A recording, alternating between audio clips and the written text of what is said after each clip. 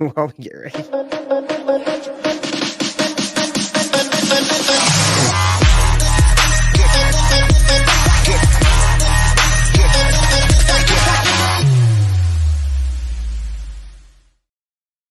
What is up, guys? It's the Reverse Group Cricket Weekly podcast. Adam and Nabil. What's going on, Nabil? Good, Adam. How you doing, man? How's everything? How was your week? Week's been great, mate. Week's been great. We had a nice week. It's been chill. I mean, this is the week. This is the start of the week. The weekend. No cricket this weekend. Very sad. I didn't get to play cricket this weekend. And also very sad because we didn't make the finals because New Milford won, so they're going to the finals. New Milford, Nabil going to the final. You can let me know how that went. You guys must have gone down to what? You guys go to West Haven and win down there? Yeah, we got to win against the West Haven. Yours truly scored 62 not out. So it was a good outing for me. There you go. 62 not out. Not bad. Not bad. Not bad. You just went up me. You just went up me. I did 40. What I got? 43. Yeah, we were chasing 144. So modest total in a T20 game, So had a youngster batting with me, and the youngster also scored a 63 and batted beautifully. Got out at the end there. It was Prem Varma. Me and him had a partnership, so it was a good game. Nice. And I mean, we had a good week, but not as much for the USA Cricket, right? USA Cricket. It hasn't been a good week for them so far because of all the drama that's coming out of USA Cricket. The dramatic sacking of the head coach Stuart Law, and shocking allegations from players.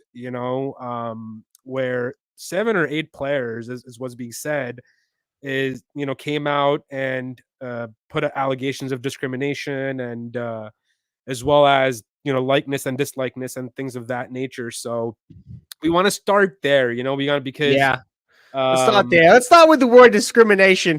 Yeah, it's the hottest. It's the hottest info, that's being discussed right now in USA Cricket. I mean, we'll bring the solid performances from the players, in a little bit. But if you're just joining us, we're going to talk about Stuart Law's shocking, sacking. So let us know in the comments, first of all, if you think it was, the right move to sack, Stuart Law, or was it not a right move? They could have mediated the situation, perhaps. So we want to get all the USA Cricket viewers involved. We want to ask you guys of your opinion, what you guys think, happened here and how they could have dealt with it. So, Adam, what are you thinking, man? First of all, with the news that came out with Law's sacking and the discrimination allegations and such that's being thrown out there. Yeah, no, it's very interesting. I mean, the whole discrimination part, it's very vague in all the press conferences or whatever, and all the media releases. I think most of what it said was that it was just basically favoritism towards players and picking certain players, not picking other players. I mean, we've been talking about this for weeks now, that the team seemed to be why are they not picking some players? Why are they not picking other players? Why is it the way that it is? Why can some people not get a start? And all of a sudden they sack him because people are coming out and saying, well, yeah, I'm getting picked because, this old mate's picking me because that's just the way life is. And like we've mentioned since the start of this, is that USA needs to win. USA has the capabilities to win these games. They have a plethora of talent to put into this 11. And, there should be no reason for us to be getting swept. We got swept. If you guys didn't know, we lost 10 by 10 wickets. We got bowled out, and then Scotland didn't lose a wicket, scoring the runs. And then they were like, yep, you're out of here. Sack the coach. And I mean, this happens. It's not rare that you sack coaches. It happens all the time. I even think about someone like Justin Langer for Australia. We did 2 great years of Australia, and all of a sudden he's like, you're out. That's just how these cricket things work. It's not kind of like the NFL where they normally wait to the end of the season, because there is no season per se. They just kind of go ahead and sack them. So, I mean, I think it's a way forward for the USA Cricket. Start fresh and get some transparency moving forward on are the best 11 playing. We'll see. Yeah, but I mean, we give these guys, 2-year contracts, right? So on a 2-year contract, when they've performed admirably, and if we look back, there's there was times where he actually asked for a few changes, in the squad, or during the World Cup, it was being said that Monang Patel, when after that win against Pakistan, there was a celebration in the team bus, and he hurt his shoulder, and they tried to put that information under the rug essentially, and kept him on as a player in the squad so he can still travel, with the team and such.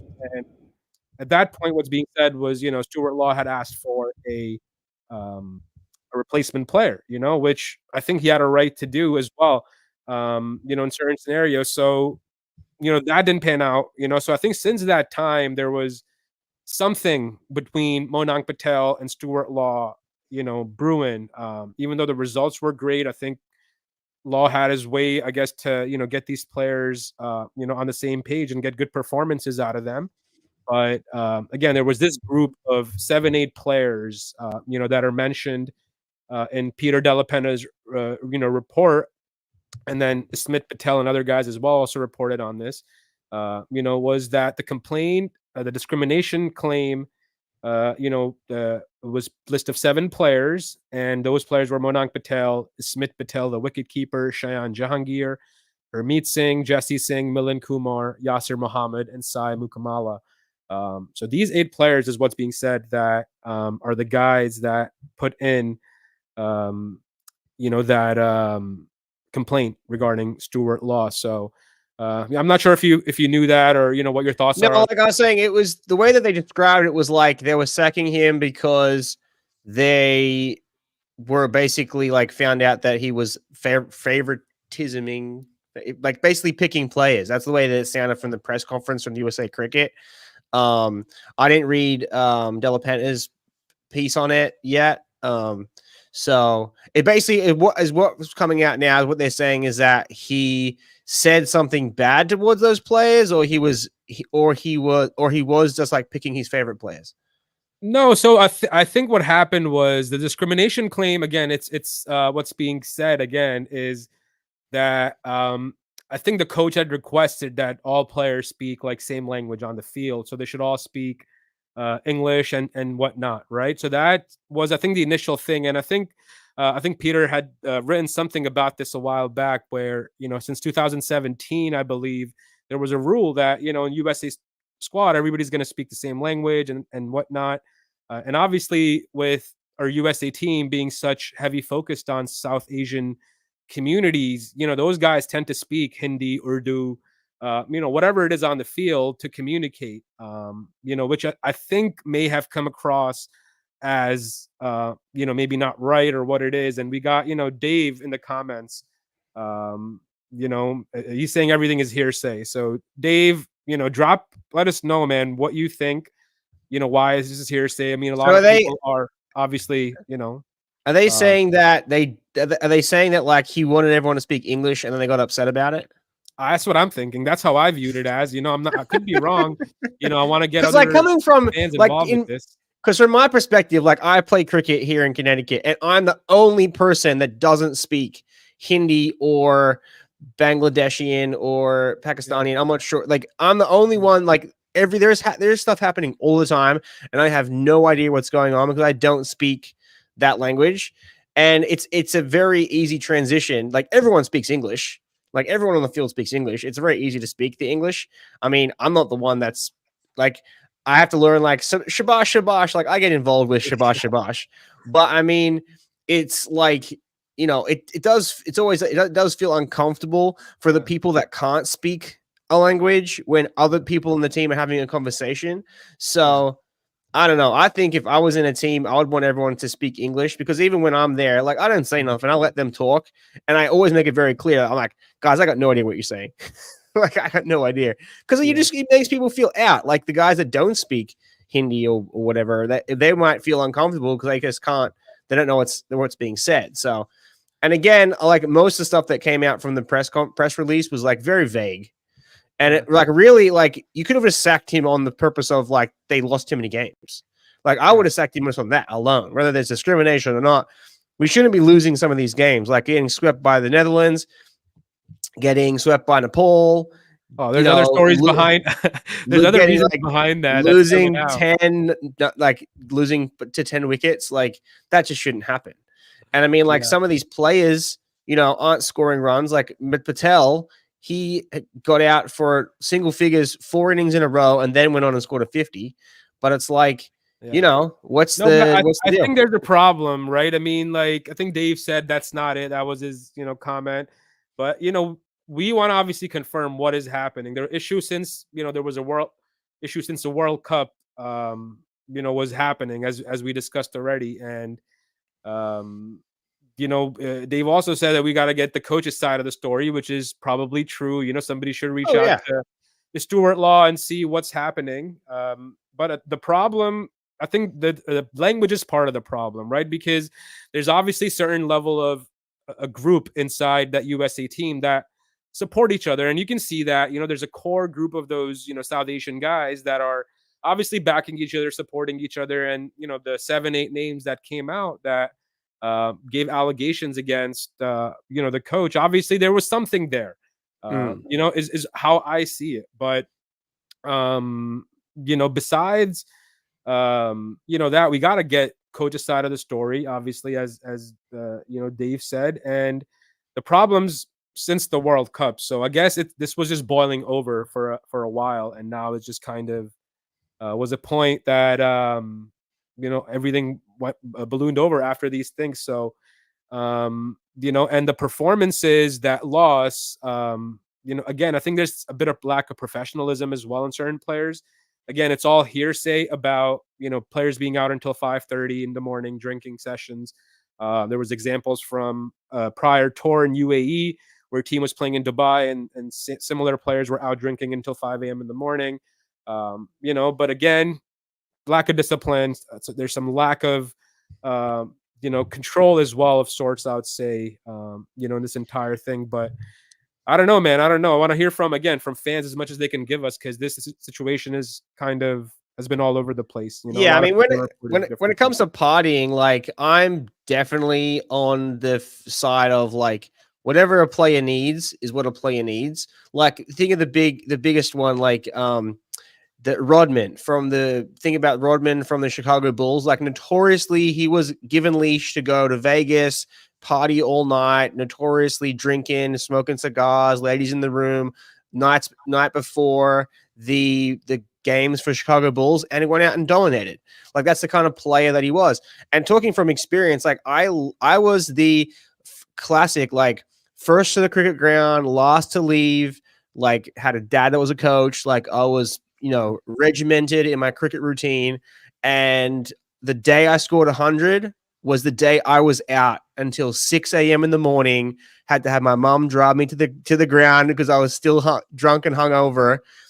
Wasn't even dressed for the toss, and just like half the team wasn't there. I'm like, I'm going out to bat, and went out and scored 100, and never again. I hadn't scored 100 ever again because it's just the way sometimes it rolls. You do everything right. You have a perfect training. You have the perfect process. You get to the game early. You get in the zone, and then you go out there and get a duck. That's cricket. Yeah. So, or you can be up all night drinking, go out there, open the batting, and score 100, and be not out at the end of the day. Like it's just kind of like I kind of don't think too like down on people that go out and party and whatever. Like if you perform and it helps you, that's fine.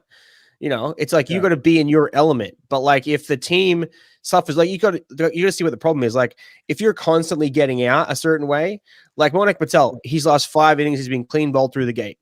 If you watch his last 5 innings through the gate, clean bowled, something's clearly wrong there, and that's not from going out and partying. That's a technical thing. That's getting him undone. Yeah. It could be So technical, it could be mental, and partying is probably adding to it because the focus isn't there. If they're doing it, again, it's all hearsay, it's all allegations. yeah, We don't want to say or judge anything that this is happening, but again, we want more light on this. We want more information, from all the fans, and we want to obviously see if there's different ways of obviously making the environment more inclusive and supportive for their players. We know there's systematic issues, but what are the solutions to fix those systematic issues that have been happening for years? As Dave brought up as well, it's nothing new.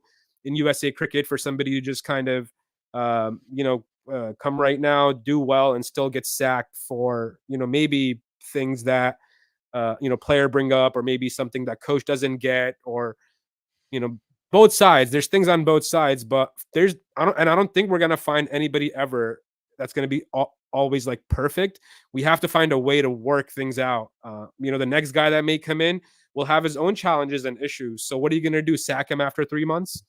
You know what I'm saying? I'll put my hand up, by the way. I'll come coach. I'll come coach the USA team. I'll go do it. Yeah, I mean, you'll have a contract of 2 years at him, but guess how much long you'll survive? Maybe 2 months, Nah, I'll get him sorted out. I'll get him sorted out. Sir. Here's your pink slip. I'll get him sorted out. Don't worry about it. Don't worry about it. Oh man, that's what I'm saying. I don't think it reflects the performances of the individuals. That's what I'm trying to say, is that you can go in and do a 100% bang up job, and it's still, you'll get fired within 2 months, right? Yeah, I think the thing from Big Nate, you won't qualify. Oh, I got it. I got all the qualifications. You won't survive. I got all the qualifications. Don't worry about it. Don't worry about it. I'll play international cricket. I'll play it on 4 different continents. I'm fine. I got it. But the thing is, on this high level, like this high level cricket, it's like the coach is just there to build the person into the person they need to be. Because like the cricket skill, like you've got to this highest level of cricket, like the team can run itself. Like if the coaches don't need to be involved in cricket. If there was no coaches, the team could rock up and all 11 players could play the game, and the captain can make the decisions. And like the coach isn't there during the game to actually like make the play call, right? So it's one of these things where it's a sport where the coach isn't really manipulating the game too much. Not like basketball or baseball or the NFL, where the coach is absolutely involved in the play call and absolutely involved in what play is being set. Like it's one of these things. Like when you watch, like I've really enjoyed watching the test, like the Justin Langer documentary, where he basically took the Australian cricket team that was like had cheated, and he brought them back to a winning style of cricket. And a lot of his coaching was just about building up the player. Yeah. Like the biggest one is Khawaja. Like Khawaja, I never rated as a top order batter. And everyone was like, oh, no, he can't do it. He can't do it. He has to bat a certain way, bat a certain way. And during the documentary, he was like, Langer just said, bat however you want. Just be you. Just do it the way that you want to do it. And then he started scoring runs because he was unconventional and he batted the way that he knew how to bat. He wasn't batting to like defend a total or like just be out there all day. He was aggressive when he wanted to be aggressive. He was, defensive when he wanted to be defensive, and he did it his way. And I think that's the thing you got to do, is like the coaching in this high level of cricket. It's about building the player. And if the coach can't get rapport with the player, you're going to have a problem. And it feels like that's what it was. Yeah, but I think it goes deeper, bro. It goes deeper because I think it's literally, the coach wanted to obviously change the DNA of the team. That's how again, it's my opinion. It doesn't have to be, yours or anybody else's. Yeah. But I personally think that he wanted to change the core mechanics of the team. Right now, we do have a higher number of South Asian, community involved in there, right? So I think he was trying to get guys like Aaron Jones, Steven Taylor, he was backing those guys a little bit more. So there may have been little favoritism there.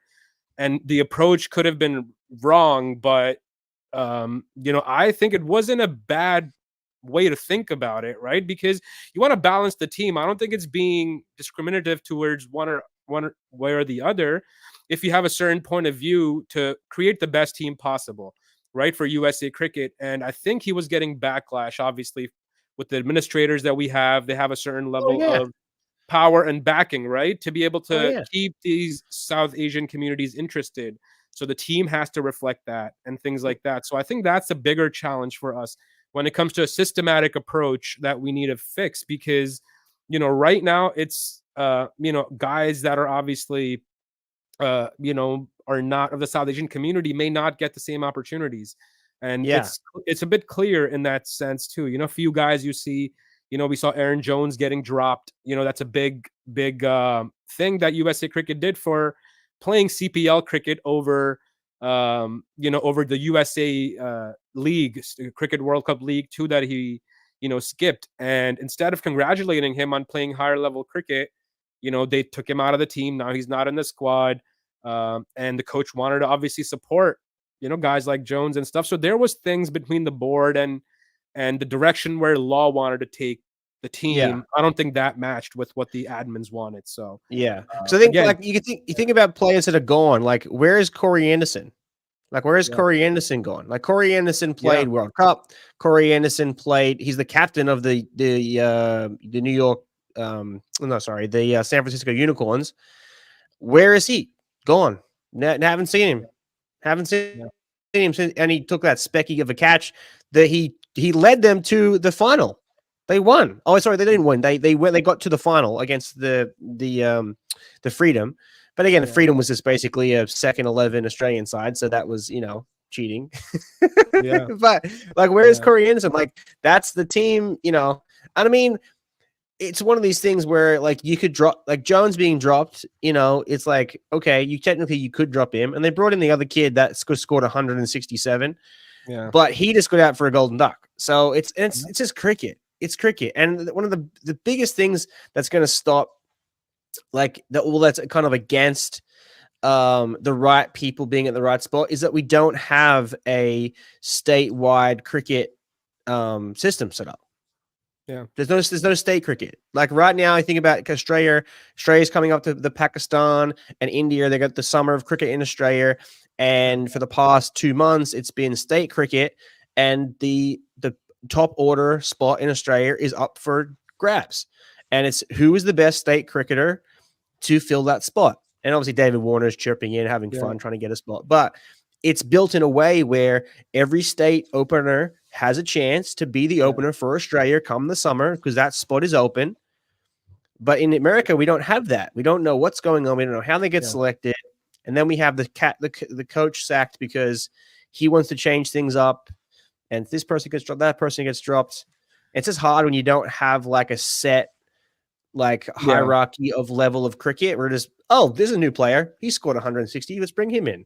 Yeah, I think it's more about for the admins, right? I think it's more about setting a system where the coaches would have a similar vision to the admins, and the admins essentially, give them a certain vision, and the coaches are there to just accomplish it and not really bring their own vision and own creativity to the system, which is what I think, again, a problem is because, Nate just brought up that coaches are obviously vital, right?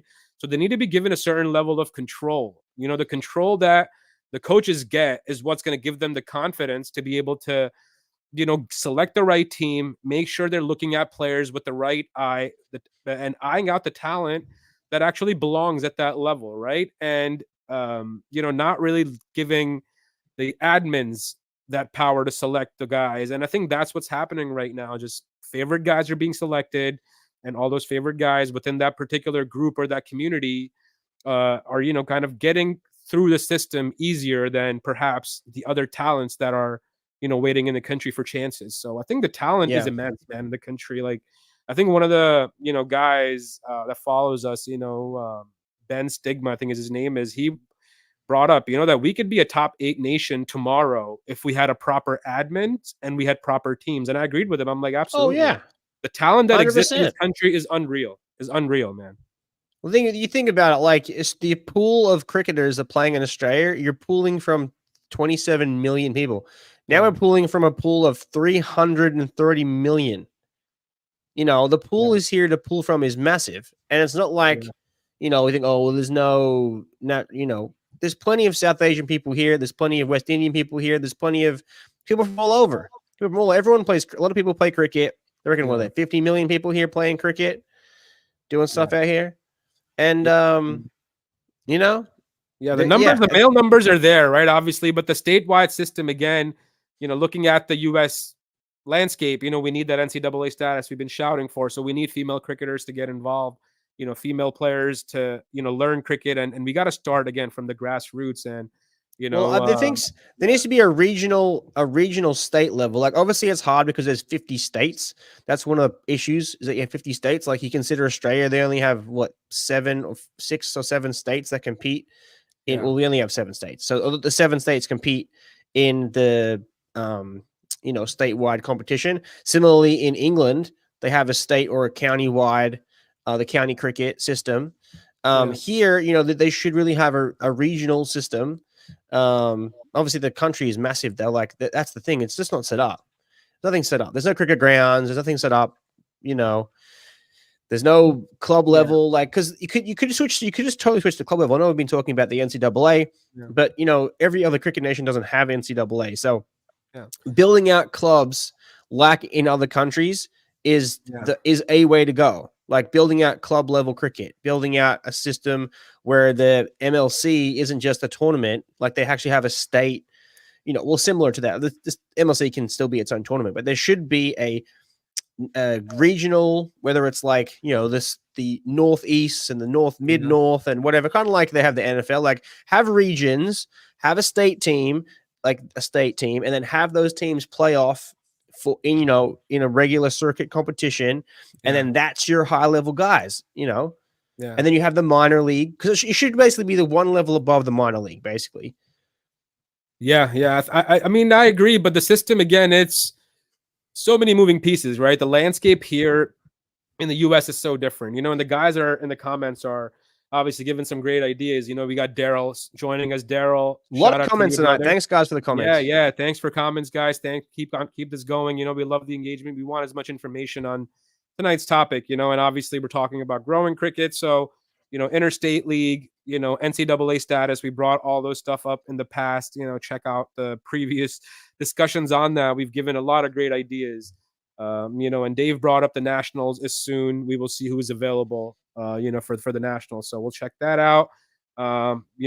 Nate brought up a comment. Imagine every other major sport, you can follow the players through the season. Cricket in USA, you can't. It's a good point there, man. And it's just insane, how we have so much opportunity, but still such a big gap in information or actual execution skills, right? That we need to be able to go out there and execute great marketing, execute, great branding deals, execute more revenue generation, right? While, building your brand, right? And if we're going to obviously have a vision of creating a brand that's solely going to be focused towards an Indian market based, or because of the revenue from media rights, or who watches cricket and the population, I think that's a wrong approach, and the strategy in itself is going to break, and it's not sustainable. It's not sustainable because we're not getting what America represents involved into what it is, right? Like it shouldn't even be a case of like, oh, if this guy is Indian, Paki, or West Indian, Australian. It should be on merit, simply based on them going through a certain ladder, right? Or certain pathway of sorts, right? So, and it should be the same for everybody.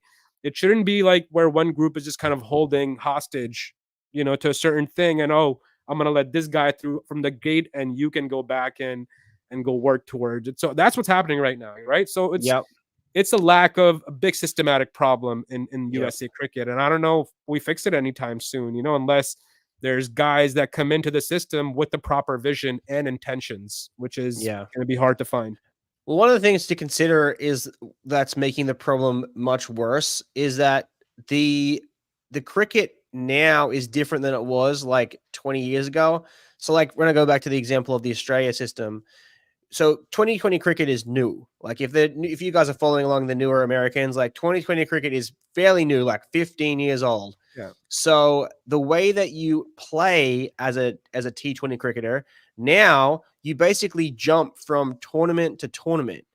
Like it's not like you play a summer, like in England and in Australia, you play the summer of cricket. You play your entire 16 weeks of cricket, or however many weeks it goes, or 20 weeks, whatever it is. And then that moves into the next phase. And then you would leave your summer to go to someone else's summer to play some cricket. But the way that it works now, we have so many, the IPL, we have the CPL, we have the MCL, and everyone is jumping from tournament to tournament, team to team, and in between representing the country that they're playing for, if they can fit it in. And obviously this year we had a World Cup. But it doesn't allow like everyone to move at the same level. Everyone's jumping all over the place, and it's like, okay, we have this pool of people to pick from, and this guy scored runs here, this guy scored runs here, but like everyone else that's not on the international stage or in the with famous stage, like paid stage, all these guys in the minors, like they're just doing their thing and no one's noticing them, because there's no way to like build to the top.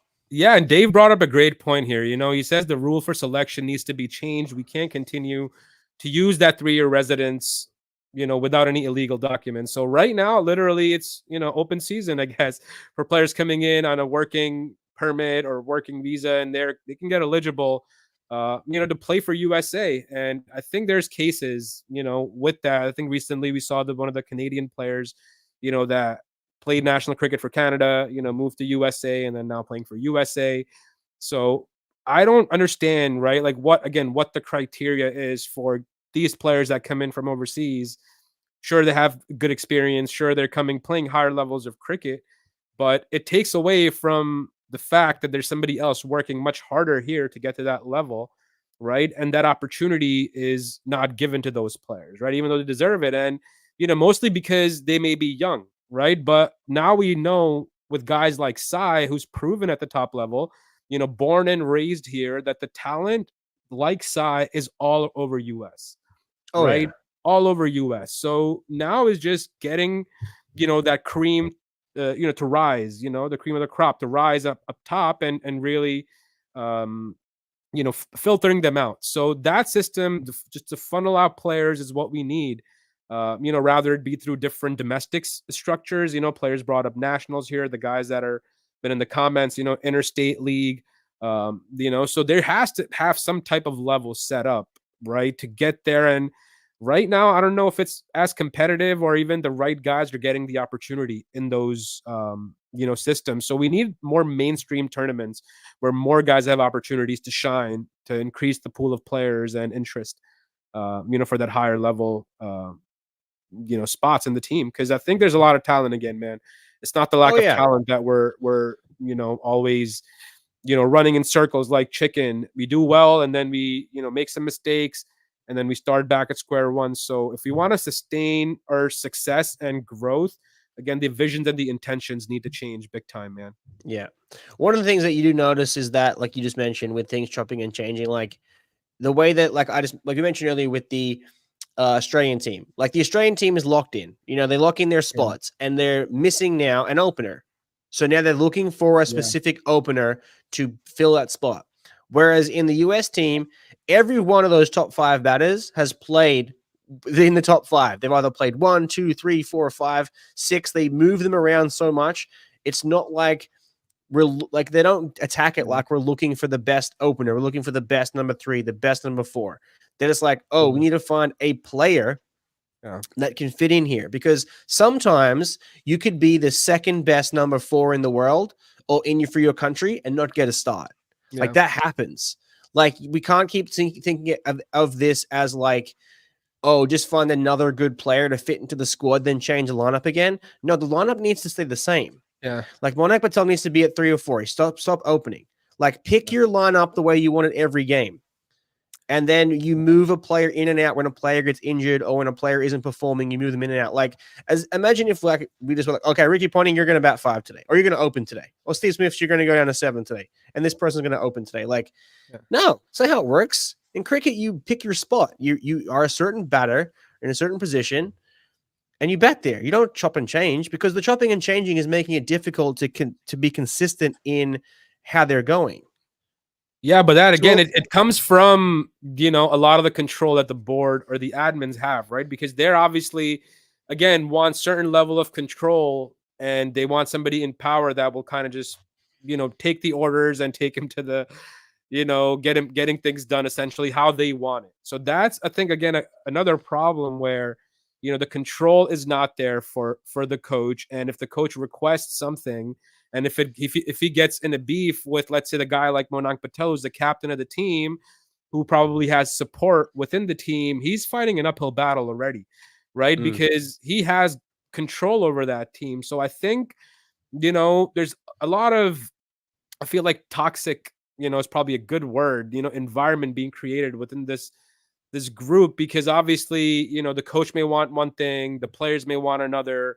So this toxic thing that's happening, right? And it's not something new. This happened with players, that have played for USA Cricket in the past, and that have done well in the past too. But the handling of such matters and finding somebody with the right vision and the right players, and if coaches want something for a particular reason, hear them out. If they say that, hey, I want a replacement for Bonang Patel, hear them out and get them the replacement that they need. Right. So those types of things, where the board comes back and shows their own power just to, for other motives or whatever they may be. If we play another player, they may come take my spot. There's always that fear in these guys' mind, right? Of getting somebody into the team that may be better than them. Right. So I think there's a bit of that being involved in this entire thing as well, that they don't want to probably bring a lot of the good guys up because they're afraid they may lose their own spots. So that's another challenge, once you have that kind of a power in the system. Yeah. Yeah. But I mean, we can talk about the positives, talk about the shy. Credit due. We had 100 scored this week. We had 100. Yeah. We lost 10 wickets. We lost it by 10 wickets, but then we had Shy go out and score 100. Yeah. It's pretty cool. Yeah, that was cool, man. Finally, I mean, he did something, right? I mean, remember we talked about it 2 weeks ago? Yeah, he was going to be coming out, and doing well. And I was expecting it to do well because he was under pressure. He was under fire, right? So we know he had to. Well, the whole team's under fire. But I know the DNA of these Pakistani and Desi guys, right? Until that pressure's on them, the best performances doesn't come out, man. So the fire needs to be lit in their ass, for them to perform. He had scored a 60 also, but getting the 100 in a one day, because you can't expect anyone to score 100 in a T20 match. That's a little too much to ask. Like, if it happens, that's incredible. But a 60 in a one day in a T20 is just as equivalent of getting 100. But in ODI, plenty of time. And to get his 100, that was just fabulous. First time on home soil in the USA colors. It's second time against Nepal. Phenomenal job. Obviously, classic. Like, as soon as he got his runs, he got out 2 balls later. But it doesn't matter. He got the runs. But it was that effort let's talk about this effort against Nepal in this one day. They had the tail wagged. Everyone put in effort. Hamid Singh come out at the end. He scored a 50 at the end to walk him home. Valkausek helped out at the end there. Patel scored runs. He got 60 odd. It was a big team effort against Nepal to get that win, because they only won with 2 balls to spare. It went down to the wire. It was a great chase, man. Give them that credit, for chasing those runs down, and it was a good performance, right? But again, I don't think the performances that we're getting right now, I don't think we can sustain them for long haul. And I'm gonna make that my statement, because again, we need to have a stronger base, a stronger admin focused on growth of cricket here and players here. And that's what we need to kind of have. And I love the idea that, Dave just brought up, we should select the national team like the way we pick all-star teams. LOL, fans vote for the players. We'll probably have a better team put together with that, because it's a great idea. I love this. Give power back to people. Give power back to people. Let them decide, and let the admins control that situation. It could be something that works. And he also brought up, we never hear anything like this when we had a coach in Kevin Darlington. So, maybe bring Kevin Darlington back into coaching right now. I know that their assistant coach has become the coach of the team. So I don't know if Kevin can come around and help out. Maybe reach out to USA Cricket, Dave, give that reference, and maybe we get them back. And I think Nate also commented on a National Cricket Association, New York, Chicago, Atlanta, Florida, Houston, Dallas, California, North Carolina, Washington, St. Louis, play 50 and 20 over tournaments every year. Make that the priority pathway to the national team. Share the calendar with, minor league, major league. It's a great idea. I love this. Yeah, that's what I was mentioning with the way the state works in Australia, like the state system. Like, that's just basically what it is. But I think one of the, like you mentioned, like we've kind of mentioned, like, it needs to be like the teams for the T20s and the ODIs need to be clearly set. Yeah. And because I know some people play T20, some people don't play ODIs. Like Van Kals, looks like he specifically just plays ODIs. Yeah. And it needs to be more clear on what position people are playing, and clear on like what spots need to get filled, because that's the thing. Like I'm a big, apparently like everyone basically can be an opener. That's the way that's like all the apparently 1 through 5, where it's Kumar, Sai, Makamala, Patel, they can all open. Gas can all open. They've all have opened, but basically they just keep rotating it. I think that's going to be a constant problem if they keep rotating the order. It'll be hard to like really see who needs to be where. And then there has to be hard conversations on like who's the best in what position.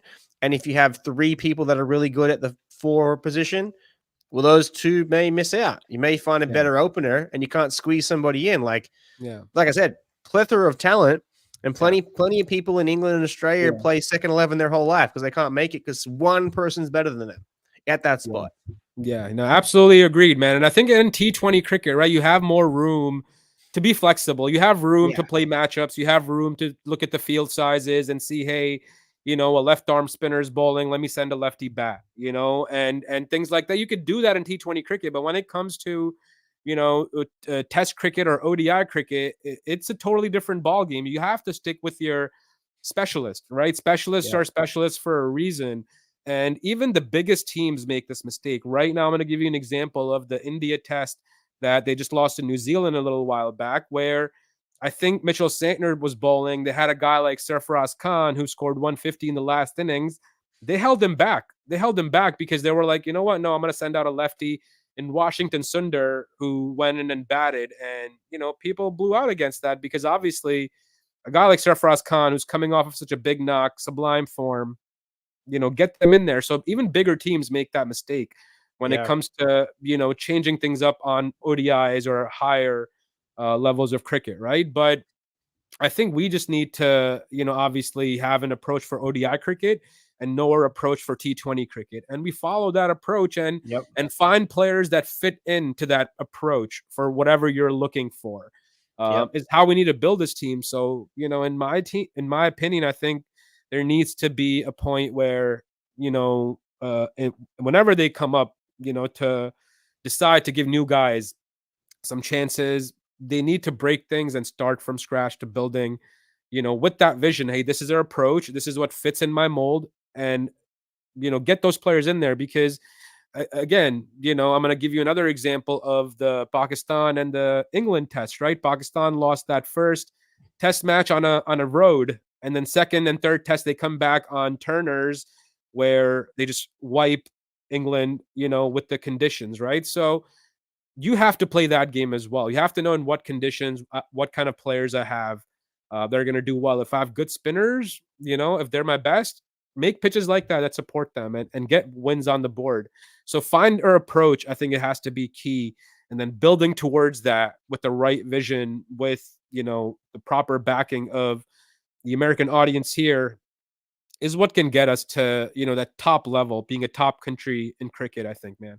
Yeah, I think the thing that you mentioned, like, again, now that I'm thinking about it more, if you let's just take the ODI squad. The ODI squad should be you should have your solid 5 batters, your keeper, and then the bowlers are what's the interchangeable part. Because again, you can be like, oh, we'll take 2 spinners, we'll take an extra pace guy. Because like in tests and one day is the bowling is what changes generally. You generally you switch out a bowler from game to game. You don't switch out a batter game to game. That batter specifically just plays in that style. So like, for example, Lavershame for Australia only plays tests. He doesn't get picked in the one-day squad, and that's fine. He gets picked only in the test squad.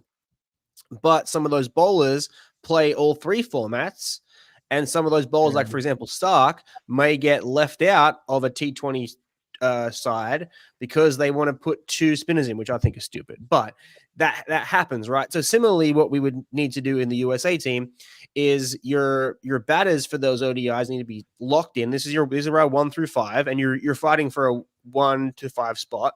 And then the bowlers are obviously you're cycling in your bowlers, and the keeper apparently is Gauss. Apparently he keeps, but apparently a lot of them can keep. But in the T20 is interesting because I think the most valuable thing that if you're a young cricketer, bat and bowl. Learn to bat and learn to bowl. Like the all-rounder is so key to the game of T20 cricket, because if you can take 2 wickets in the T20 game and you can score 40, 50 runs, like that is so valuable, because that is what's going to get you into a side. Yeah. Because you don't necessarily, because the thing that I think we've lacked in the T20s is bowling variation. Like we're just sticking to five guys, set bowlers and not giving, and there's no one else that can bowl, or they're not giving anyone else a chance. And I think having the T20, this is what could cause trouble in the T20 squad selections, is that we probably have to get rid of 2 of our batters to get in 2 all-rounders that are also just as good with the bat, but they could also part-time pace, swing, spin, something like that, because there's no variation. We have the same guys. And the same guys. We brought it up last week. We have a guy like Steven Taylor, right? I mean, just sitting out right now. I don't know if he's hurt or what, but he gives you good overs of off-spin bowling, can hit up the top of the order, maybe move him in the middle if you have a middle. We talked about a Gajanan Singh in the middle order who can improve your middle order right away. So there's guys there that you can pluck right away. But if you're again building to that T20 World Cup in 2026, right now is the time to be, giving as many chances as possible, man, to find talent. We should be talent hunting. That should be our vision right now, is to find as much great talent as we can and showcase to the world that, hey, this is the talent that is possessed in USA cricket. So again, getting the talent to come up to how do we know that these are the best 5 guys that we say are going to be batting in the batting order, or the best all-rounders, or the best wicket keepers? What's the criteria to define that, hey, this guy deserves a spot in this 11, right? So I think there has to be a certain level of grind. First of all, certain level of performances at every step of the way. Rather it be from interstate to nationals to whatever, to whatever system, minor league, major league, we want to count there. But there needs to be a hierarchy of platforms, and each level you have to dominate. Until you dominate each level, you're not going to get to that national side, because you haven't done well, right, at any one of those levels. So I think to create that, we need to have, obviously, first the vision of this type of a model where we're progressing player to next level based on performances as they dominate that level, right? So if they dominate an interstate level, you promote them to the national level. If they dominate at the national level, you promote them to the next major league level. If they do well at the major league level, sure, you get them into the USA side, right? So that's what we need again. And I think the execution and obviously a vision, most of all, is lacking in terms of trying to, build this kind of a thing. We just right now are thinking about the underage cricket, and then getting the nationals and getting a pipeline of younger players into our nationals, which is great, but I think to get them ready, matured, and seasoned, we need a couple more platforms in the middle there for them to grind, because it needs to be a domestic grind for any player to be able to make that top level. If players are getting to the top level super easy and just based on the connections that they have and the people that they know, then, again, we're not going to progress. If you want to progress, that system needs to be, on the growth pathway that, they dominate at every level, just like baseball. We have examples in front of us. Yeah, I think that the other thing that could technically hold the team back, or the players back, is essentially some of these players could just say, "Screw it, we're just going to go play franchise cricket." Like they could, like Jones, let's say he got technically dropped from the USA team. I'm sure he's doing fine. He just played the CPL. He would have got paid for that. House is going to go play in the Nepal League, and I'm sure some of these USA players are going to also go to the Nepal League. He was just the first signing. But if they didn't play USA cricket, it wouldn't be the end of the world. If they're playing in the CPLs and the IPLs and all these other things, they're playing the MCL. Like, you have to consider what your life is like playing for USA cricket. Like, you've been playing cricket nonstop since June. Like, you haven't stopped playing cricket. Like, and then what's the next thing that, they're going to go to the next thing, or they're going to have a break. Like, you technically, as a cricketer in the USA, you don't have to technically play for the USA team. You know what I mean? Like, you could go off and play those other things and get paid. You know what I mean? Like, and would be good if a lot more USA cricketers were able to get picked up. for some of these teams, and that's great that like Gaussi's got picked up from the Nepal League, and the Nepal League's just starting soon. But that's what happens. But if all the major players start spreading out to all these different leagues, and then we have to pull them back in for a tournament, for a USA tournament, it makes it look like the people that are staying on home soil doing the hard work aren't getting recognized, because technically the superstars are going somewhere else to get paid, and then they're coming back and they're playing, and then maybe they don't perform, and then it's like, well, what are they doing? Where are their priorities?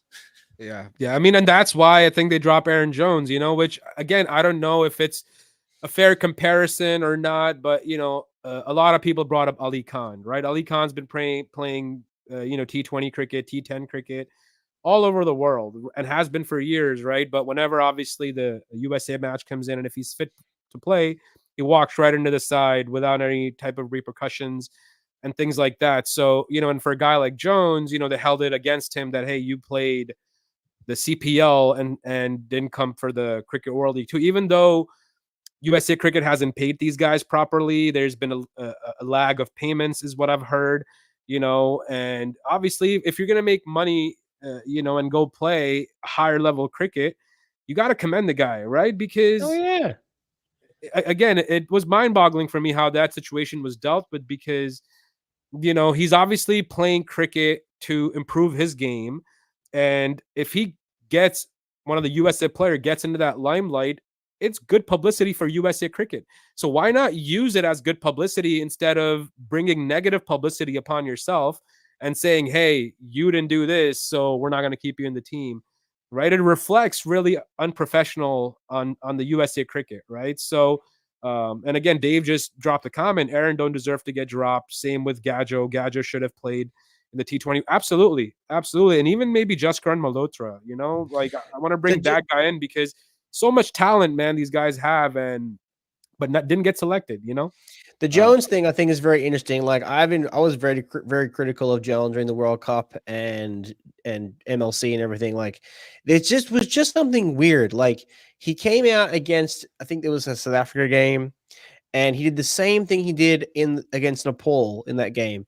He got dot ball, like this dot ball theory where he gets a couple dot balls, and then he literally like forgets how to play cricket and starts like paddling at the ball and like not playing real shots. And then like against South Africa, he ends up just like literally sticking his bat out to nothing shot and gets caught behind.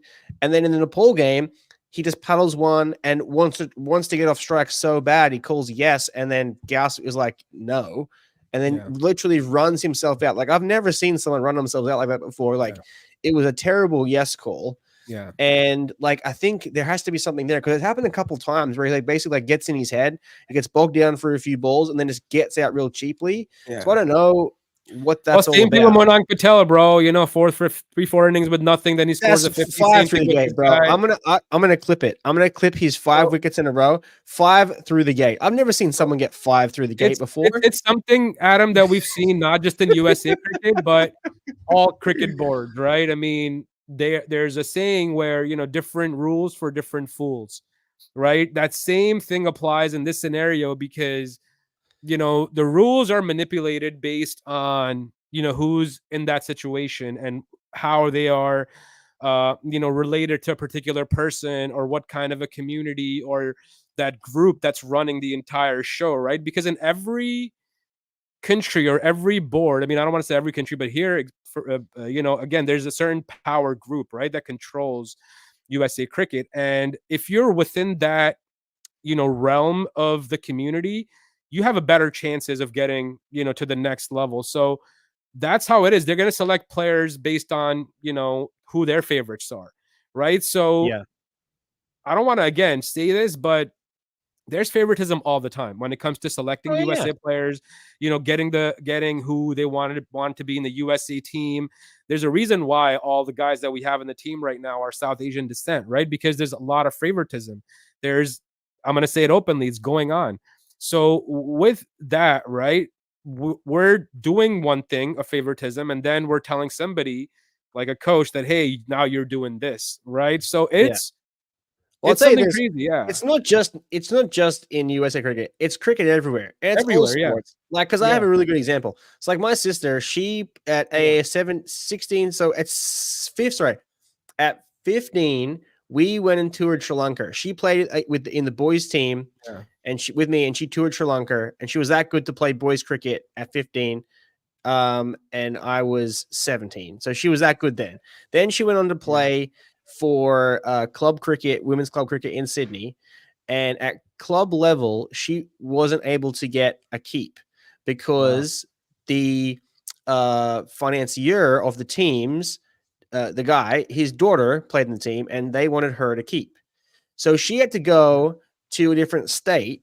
And when she went out of state, she was the number one keeper in the state. Yeah. Because there was no one gatekeeping her, that she was a selected on, she was the best, right? Yeah. And but that forced her and my dad to like travel 3.5 hours every weekend to go play in the ACT instead of playing for Sydney, because someone was gatekeeping her playing first level cricket, and that whole situation basically stopped her wanting to play cricket. And by the time she turned like 2021, she was like, I had enough of the politics. But at that time she was the second best keeper. And if she went on, she would have played, if she kept continuing at the same rate. Healy broke her foot in the World Cup, so she could have been the person to fill her shoes. They needed to keep her, right?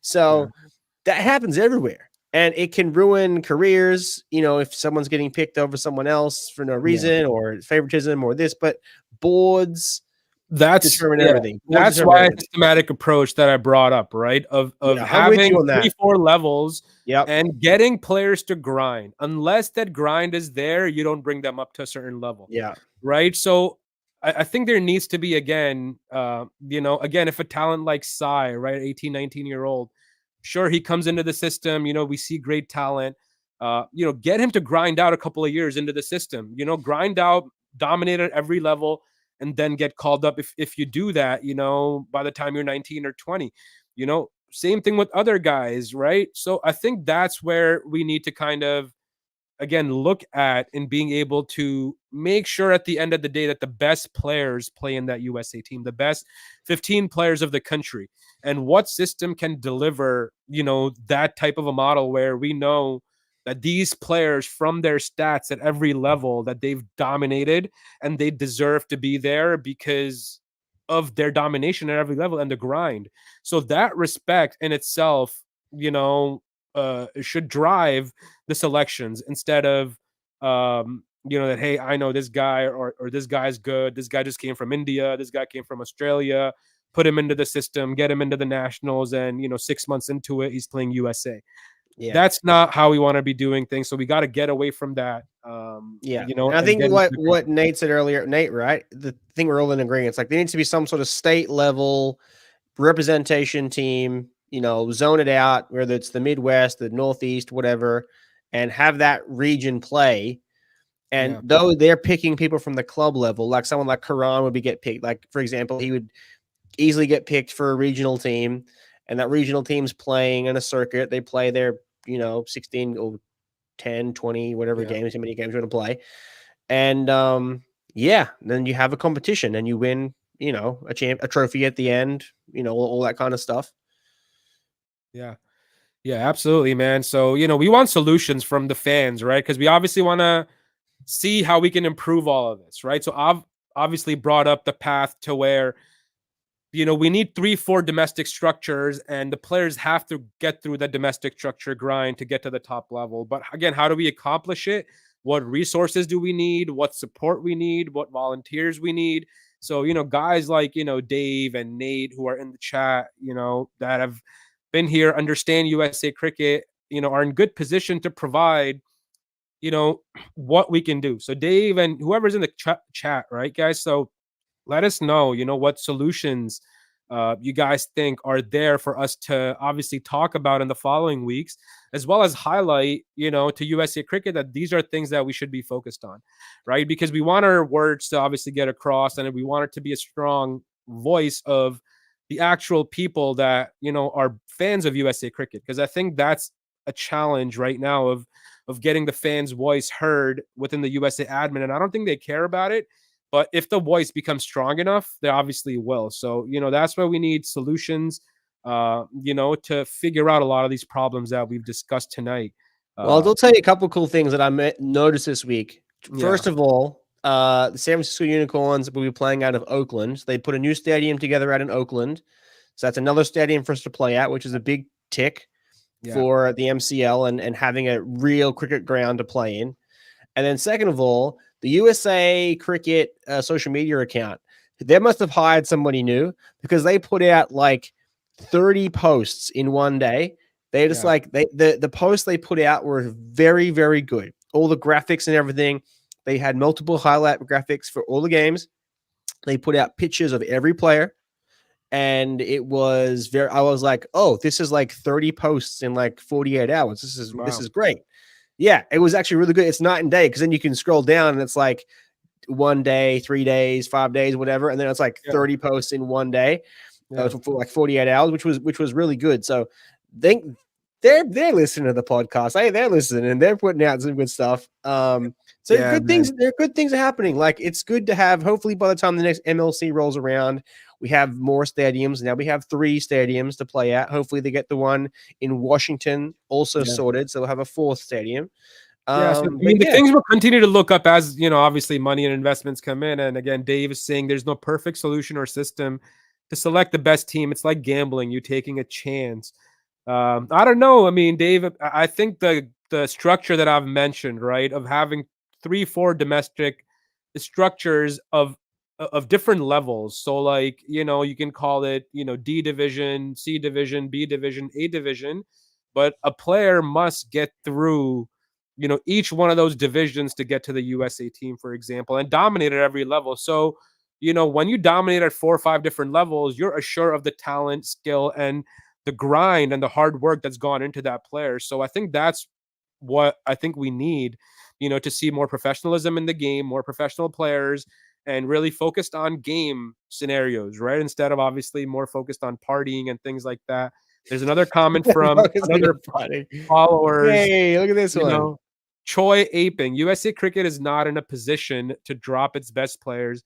This is something West Indies cricket has struggled with for years. The reality is the more your players develop, the more league opportunities will present themselves. If you can't can't match the available remuneration package, you will struggle to keep hold of your good players. Are you going to drop all your good players to go abroad to get a bread and develop their game? We have so much talent here, Choi. Like I'm telling you, man, people think that there's only a group of 10 or 5 or 6 best players here because that's what they want you to believe. But if there was a proper channel to get the cream to rise to the top, the talent you'll see out of here is insane, man. Believe me, it can match any talent in the world. I've seen a lot of cricket, played cricket for the last 2.5 decades. I can tell you it's not the talent that's lacking in here. It's a proper structure, proper system, getting players ready for that higher level cricket, right? Maturing them into those stars that you want to get them to, which involves, player development, involves skill development, it involves, personality development, it involves handling media, it involves handling, yourself on social media, on mic. So there's a lot of it. We can't just look at like, hey, this is the best player and let's get them out there, right? We have to get them ready for a lot of different things when it comes to higher level cricket. And these 4 or 5 structures that I've mentioned about getting, things involved as a hierarchy model, those can absolutely work. And at each level, you can work on different things, player development, skill development, as I've already mentioned, social media, personality, things like that. So by the time they get to that level, they're ready to handle whatever international cricket's going to throw at them. Because it's not just going up there and playing cricket. I feel like it's a lot of other things and pressures that you have to learn how to handle at that level.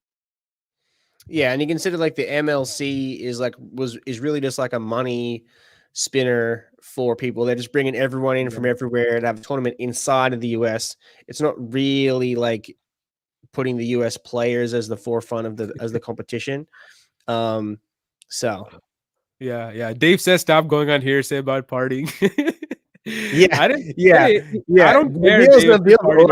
Nabil hates partying. Nabil's a party. No, I'm gonna go and get trashed I'm My gonna get partying trashed days on have been Saturday over, and come to the man. game. So I'm just gonna bring a case of beer to the game and go umpire the game trash. That's just, and I'll give Nabil not out every time he gets LB. I can oh tell. god. I can tell. Is that not partying? No, Another man. I reverse mean, scoop. we've all Another had that reverse time. scoop.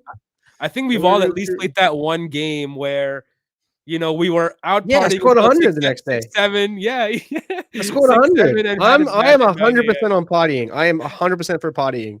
100% I because I I can sit here and say I did it right 99 times I the don't know, right way, man. and I didn't score 100, and I did it the wrong way once, scored 100. I think it shows a lack of professionalism when it comes to higher level cricket. I don't care about league or all that sorts of cricket, but when you're playing professionally for your country, representing, have a game at 10, you got to get to bed, man, by 10. Rodman, So, man, Rodman, he did it for the Bulls, man. He was never on time. He was always partying. He always partying. You should watch that. You should watch a good. I watched the Michael Jordan documentary. There was talked a lot about how he would party and then just come to the game and crush it. yeah, Crush it, yeah, man. People, I don't know. People do their thing, man. I don't know. If yeah. they score runs, if they're scoring runs. Absolutely, big time, man. And I want to highlight, one of the records in women's cricket for USA. Chetna Pagydyala and a debut performance scored 16. 136. Can you believe On this? 16. debut. Yeah, only 16, helping USA women secure a win over Zimbabwe. Hats off to this. It's an epidemic. Player. These young women cricketers, like you think about Phoebe, the chick, the Australian. She debuted at 16. I think she's 17 now. There was a 15-year-old I saw playing There's one of talent, the leagues, man. There's talent, It's and crazy. the thing is, she was sat on bench. They're saying for a couple of years, on like she was traveling with the team or for some time, and finally gets her chance and scores 136. But it's a And real. yeah, super happy There for was her. a real issue with there's a reason why a 16-year-old sits on the bench for 2 years. Like they're 16. Like Yeah. there is this whole oh, can they make it out there in the real world? It does work a little bit more in women's cricket because obviously they're not bowling at super speeds like the men are. Like I said, like my sister, she played 2 years above her age bracket. She played with the men, and like Phoebe and some of these younger girls like Chetna, they can face these women bowlers, and they're able to do it at a young age, which is really cool. Yeah, no, I think the future of USA women's cricket is really bright, man. Seeing players like, Chetna, and we got to get other players obviously involved into the setup, right? USA need more women to play cricket, learn cricket. So again, pathways forward for women, for young kids to get involved into cricket. So obviously we have better talent coming through the ranks. It has to be a priority for USA cricket because, we have to grow these numbers. And again, the same setup that I'm talking about, we can set up on the women's side. So we see talent playing consistently, grinding consistently, and getting to the top level, because the best talent will rise above the top, man. So, yeah. So absolutely hats off to her. We're going to open up the round for more questioning and any comments you guys have, solutions, pathway forward, reflection on USA's cricket path, what we should do. Obviously, with the new coach, will be able to attract the new coach? That's another question. Yeah, I got it. Because obviously, I got it. I'll go. I'll put my hand up. I got it right here. International Aussie coach Adam Bannon. Let's go, man. Let's put your application tomorrow, man. I can be your assistant. I'll be your assistant coach. Yeah, let's do it. I got it, man. I got it. There you go. Plenty of parties. Plenty of parties. Yeah, plenty of parties. If you haven't party, you're sitting on the bench. Oh, man. Are you going to see? I'm gonna do a video this week. They had Boomerang and did an NFL crossover. Oh yeah, and they were shooting up NFL balls in the sky, making him catch it. The comments are unhinged, bro. The comments is just all of India being like, "Oh my god, he dove for the ball. He could have got injured. Oh my god, what is the NFL doing? Do they know how valuable he is?" Like the comments are unhinged, man. It's crazy. God. Some of these guys, they bubble wrap them, man, because they imagine if you got injured trying to make a video. You know what I mean? Yeah, crazy. Yeah, that would be that they would lose a lot of money. Bad. It'd be bad. It'd be very bad. Yeah. Also watched the video today of Kohli. Kohli was like, "There's the god, and then there's me." Obviously, he was talking about Sachin. I was like, yeah, it's pretty true right Yeah, there. yeah. It's pretty true right there. So Little who should section. be the next coach of USA Cricket besides you, Adam? Who do you think can run for that position? Should it be somebody who's an experienced You international can pick coach, another a Aussie. domestic talent Pick like Ricky you? Ponting. Pick Ricky Ponting. Take Ricky Yeah, Ponting. Ricky Ponting, yeah, Watson, they came over here. Like Ricky Ponting and the yeah. freedom was just that was ridiculous. Yeah, but the Absolutely lack of ridiculous. unprofessionalism, will that attract these guys? That's my question because, Money, man, money, if you sign a money. 2-year contract and they see, a guy like Stuart Law getting rid of in 3 months, and if he knows if Ricky Ponting comes in and can get involved, can get on the same page with guys like Monang Patel and other players, then he could be sacked in 3 months. So, That's money, man. it could be a losing battle for these guys to figure out, but I yeah. don't think Justin Langer is going to sit here and be like, "Oh, I wouldn't have taken the job if I knew I was going to get sacked in 2 Yeah. years." Like he took the job and it was like it worked really well, and then they Yeah. went in a different direction. Yeah, Like, big do I risk think? though, man. Big risk. There's no security for these guys. I mean, Yeah, that's but why if you they want to got go in a money, professional system that gives you security. Because I- again, for teams like Pakistan, nobody would want to Pakistan or USA. Nobody would want to coach there. Gary Kirsten, they signed for 2 years, and 3 months into the job, even before they played a single ODI, he was get rid of. Right. Same thing with now USA Cricket. So this lack of unprofessionalism, I think, is what we need to get rid of in the system and yeah, be professional enough to do the job right, do it the right way. And if we're going to get rid of somebody, be transparent about it, because the more you hide things and the more you try to sweep it under the rug, the more it's going to make you look guilty. That's my yeah. opinion of it, Oh yeah, right? The more transparent you are, the more open you are going to be about the situation with fans and players and everybody. That's the only way to make sure that everybody's happy across the board. And you can keep on doing what you do, man. But make it's sure the easy for people them are to just communicating. brush things aside because it's not talked about openly in the media. Yeah. Like imagine if a NBA coach or an MLB coach did that stuff. Yeah. It's that would be talked about all week. Oh, That's all all you would week. hear about. But no one, The no, I say only no one. reason why they sweep things under the rug is to protect against certain players, right? To protect the players of their interest, the player within their community. Oh, we can't have these players out of the team. So even if they did something wrong, let's sweep it under the rug. So we got to get rid of that culture, man. It's just Yeah. super sad to see, and super sad, obviously, with the way things have turned out for the coach. And I think it could have been handled better. Mediation could have been tried, and players could have been brought up on the same page. But again, it's the dealing of the entire situation is how things have panned out. So yeah, it's been a great night of pod. We're again Hey, what a open to any pod. questions. Lot of good engagement tonight, guys. Thanks for everyone tuning in with the Awesome. questions and the commentary. It's Yeah, fantastic. awesome. And if you guys have any questions or any comments, drop them now. And yeah, we'll answer anything you guys have in Let the them show. know what videos got posted this week. Let them know what came out this week, so you can let people go to the YouTube to watch. Yeah, so this week for the reverse scoop, we dropped the top 20 fast bowlers in world cricket in the last 35 years. So check those out. I've added, obviously the newer generation modern players as well. Guys like Pat Cummins, guys like Jasprit Bumrah, Kagiso Rabada. And I put out a poll in the reverse scoop group. Who do you guys think is the best bowler in today's test cricket? And I put out 3 options there, and somebody added a 4th option, which I'll mention. So the first option was Pat Cummins, second was Bumrah, third was Kagiso Rabada, and 4th somebody added was Mitchell Stark. So I think those are pretty good 4 options. And looking at the strike rate, right? Rabada has the best of the lot, 39. Oh yeah. 39 strike rate. For So sure. it's insane. And then I think Bumrah at number 2, and then Cummins at 3, and then maybe Stark at 4 is how I do it. The Stark thing is the Stark thing I think is interesting. I mean, I know he wants. Yeah. I think he wants to play specifically Test match cricket. Yeah. Good on him for doing that. But I just love him. The opening bowler, T20s, that in swing and Yorker, man. That's what you want right there. Another comment from Dave. None of you guys know for sure if anyone was out partying. I heard 3 players' names, Dave. I don't know. I heard 3. I'm not gonna mention the names, but 3 players of South Asian descent. Dave. We're out partying. That's the highlight of the night. It's all hearsay. Punjabi It's just music. hearsay. We're gonna put out a tweet. Just hearsay, guys. No one was out partying. Just Hearsay. Yeah, Hearsay. yeah. I'm gonna. Are you playing on Sunday? You're I playing on think Sunday, so. It's a right? final match, right? So Yeah, I'll I don't be know if out. you were Yeah. selected. Maybe they might think you're out partying. They might not select you.